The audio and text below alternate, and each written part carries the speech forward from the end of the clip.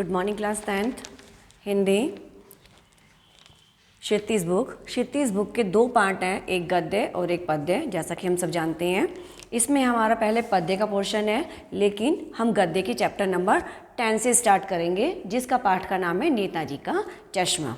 Okay class, इसके जो लेखक हैं वो हैं स्वयं प्रकाश जी। इसको जिसने लिखा है उनका नाम है स्वयं प्रकाश जी।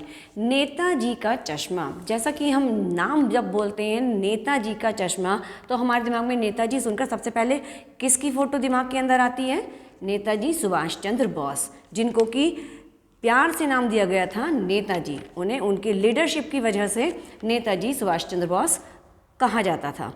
तो सुभाष चंद्र बोस की जब हम नाम सुनते हैं तो हमें उनके चेहरे पर एक चश्मा दिखाई देने लगता है कि वो हमेशा चश्मा पहनते थे। तो जो हमारा आज का ये पाठ है नेताजी का चश्मा, चश्मे को ही यहाँ पर हम बता रहे हैं कि जो उनकी मूर्ति है, अगर वो मूर्ति पे चश्मा नहीं है तो वो मूर्ति कैसी लगती है और उस मूर्ति के प्रति भाव कैसे हमारे होते हैं। मैं आपको इस चैप्टर पढ़ के बताती हूँ।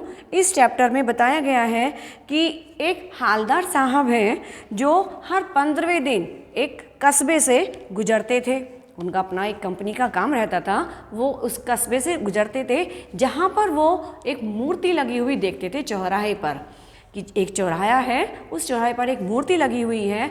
और उस मूर्ति की क्या खास बात थी कि वो मूर्ति थी तो पत्थर की, लेकिन उस पर जो चश्मा लगा हुआ होता था वो हमारा जैसा हम चश्मा पहनते हैं ओरिजिनल चश्मा, वो चश्मा लगा हुआ होता था। हालदार साहब उस कस्बे से जब जाते थे आते थे, उस चौराहे पे लगी हुई मूर्ति को देखते थे तो उनके अंदर एक जिज्ञासा होती थी है जानने की कि इस मूर्ति पर, ये मूर्ति तो पत्थर की है और पत्थर का इस पे चश्मा नहीं बना हुआ है, इस पे चश्मा जो बना हुआ है, लगा हुआ है, वो ओरिजिनल चश्मा है, इसके पीछे की क्या बात हो सकती है। वो उस चौराहे से गुजरते समय उस मूर्ति को देखते थे।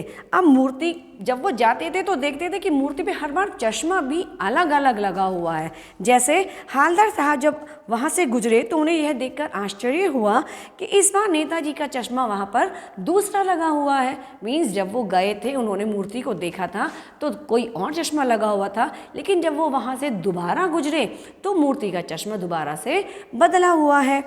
और इन बदलते हुए चश्मों को वो देखते रहते थे। हालदार साहब ने सोचा कि कैप्टन कोई भूतपूर्व सैनिक या नेताजी की आज़ाद हिंद फौज का सिपाही होगा।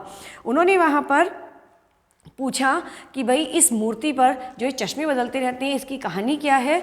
वो एक पान वाले के पास पर रुकते हैं तो उस पान वाले से पता चलता है कि जो ये मूर्ति है, इस मूर्ति पर कैप्टन नाम का आदमी चश्मे इनके बदलता रहता है, क्योंकि उसका जो काम है चश्मे बेचने का काम है। और वो इस मूर्ति पर उन चश्मों को लगाकर दिखाता है कि ये चश्मा कैसा लग रहा है। और देखने वाले जब लगा हुआ चश्मा देखते हैं तो उसे वो जल्दी पसंद कर लेते हैं और उसे वो खरीद लेते हैं। जब उन्होंने उसके बारे में सुना तो उन्हें लगा कि जो ये कैप्टन है, जरूर ये कोई भूतपूर्व सैनिक रहा होगा।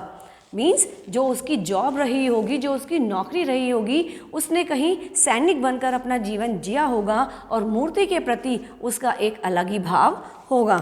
वो इन सब बातों को सोचता है और वो सोचता है, इस संबंध में पूछने पर वो पान वाले से पूछता है कि वह आदमी देखने में कैसा है।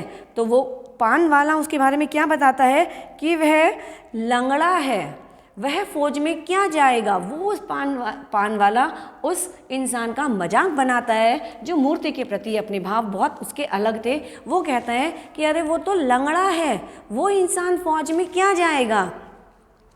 और वो देखने में कैसा है, वो बहुत ही बूढ़ा और मरियल सा इंसान है। मरियल सा इंसान हम किसके लिए यूज़ करते हैं इस शब्द को? जो बहुत ही पतला दुबला, देखने में ऐसा लगता है कि मानो इसके प्राण अभी निकल जाएंगे। वो जो मरगिल्ला होता है, जिसे हम मरियल भी कहते हैं, वो शब्द यहाँ पर प्रयोग किया गया है कि वह देखने में मरियल सा लंगड़ा है। एक तो वो लंगड़ा है और ऊपर से जो है वो बहुत ही ज़्यादा कमज़ोर है। जो सिर पर गांधी टोपी और आँखों पर काला चश्मा लगाए रखता है। पहले जो हमारे पूर्वज थे वो हमेशा सिर पर गांधी जी की टोपी पहनना पसंद करते थे और उनके सिर पर हमेशा टोपी सजी रहती थी।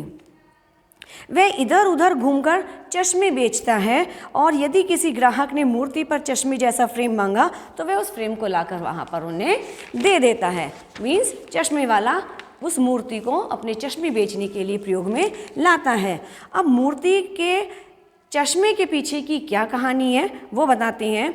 हालदार साहब को पान वाले से यह जानकारी मिली कि मूर्तिकार समय कम होने की वजह से क्या मूर्ति पर चश्मा बनाना भूल गया था।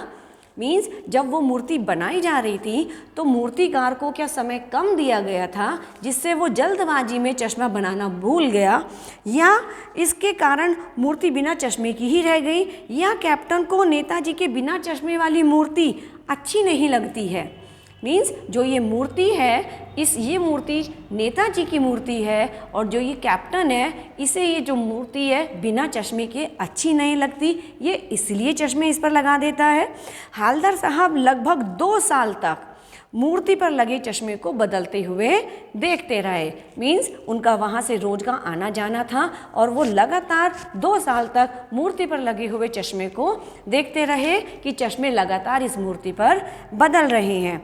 अब क्या हुआ, मूर्ति पर एक दिन चश्मा नहीं था। हालदार साहब वहाँ से जब गुजरे उन्होंने देखा, एकदम से उनकी निगाह वहाँ पर गई और उन्होंने देखा अरे आज मूर्ति पर चश्मा नहीं लगा हुआ है।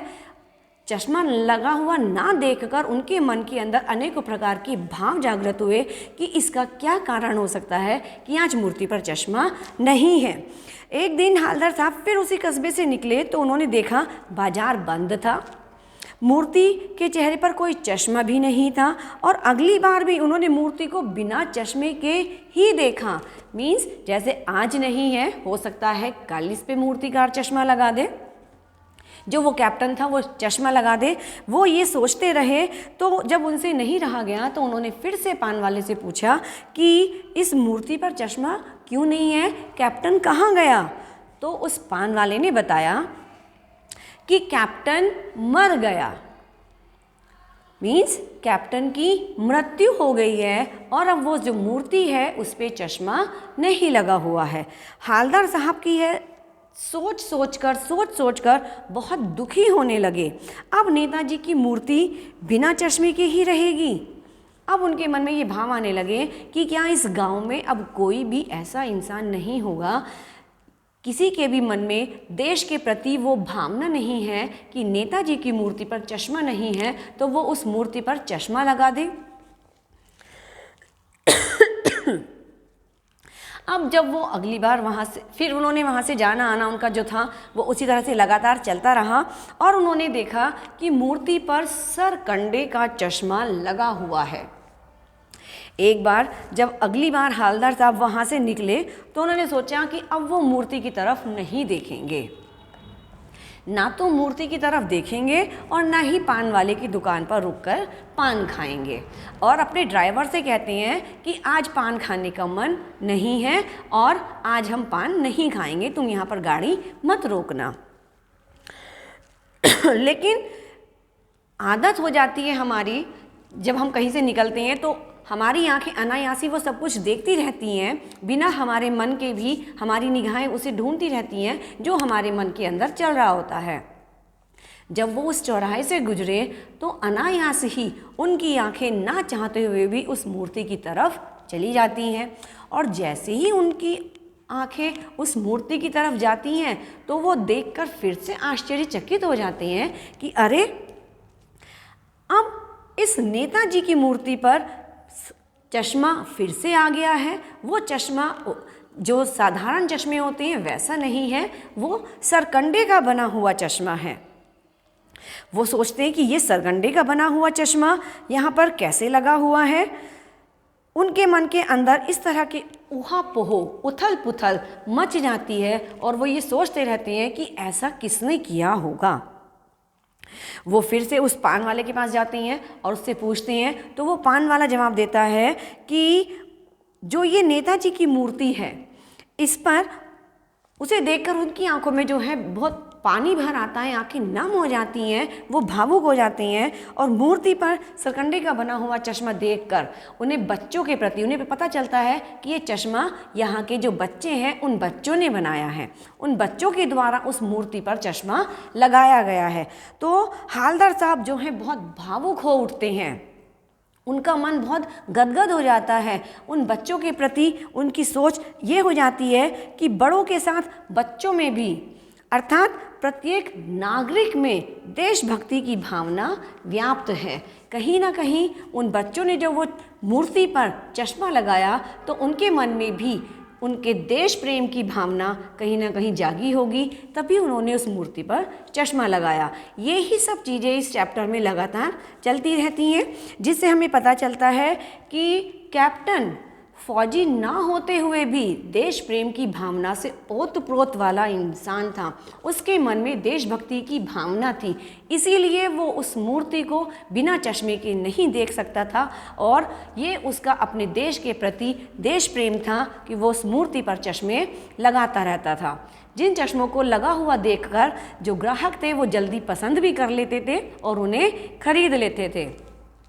यहाँ पर बहुत सारी चीज़ें हमें देखने को मिलती हैं कि आगे जब बच्चों ने ये उस मूर्ति को चश्मे के साथ देखा तो बच्चों के अंदर भी ये भावना पनपी और उनके अंदर भी उन्होंने भी खेल ही खेल में सरकंडे का चश्मा बनाया और सरकंडे के चश्मा बनाने के बाद उसे मूर्ति पर लगा दिया। इन सब बातों से हमें ये पता चलता है कि हमारे देश, हमारे मन में भी अपने जो हमारे फ्रीडम फाइटर्स रहे हैं, स्वतंत्रता सेनानी रहे हैं, उनके प्रति हमारा ये देशभक्ति का प्रदर्शन रहता है कि उन्होंने देश को आज़ाद कराने के लिए अपने प्राण न्यौछावर कर दिए। तो उनके प्रति हमारा सम्मान ऐसा होना चाहिए कि हमें भी लगे कि हमारे अंदर भी देश प्रेम की भावना व्याप्त है।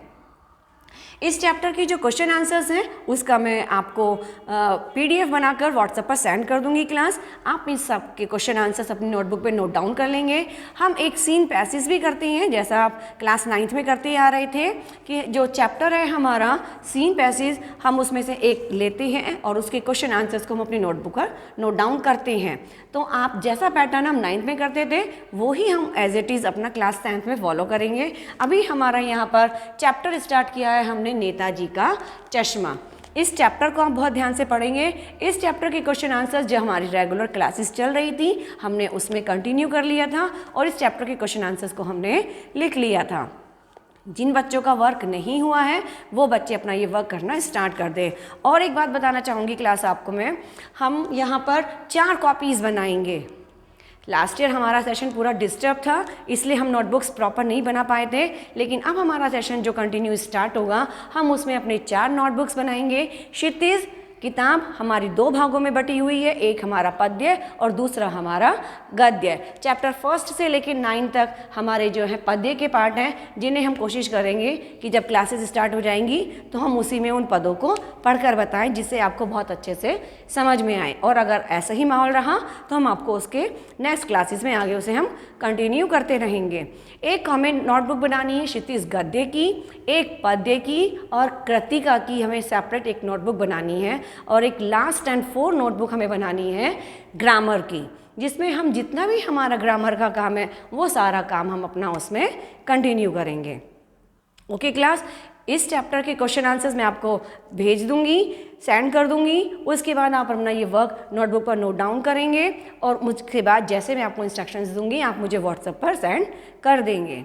Okay class, thank you.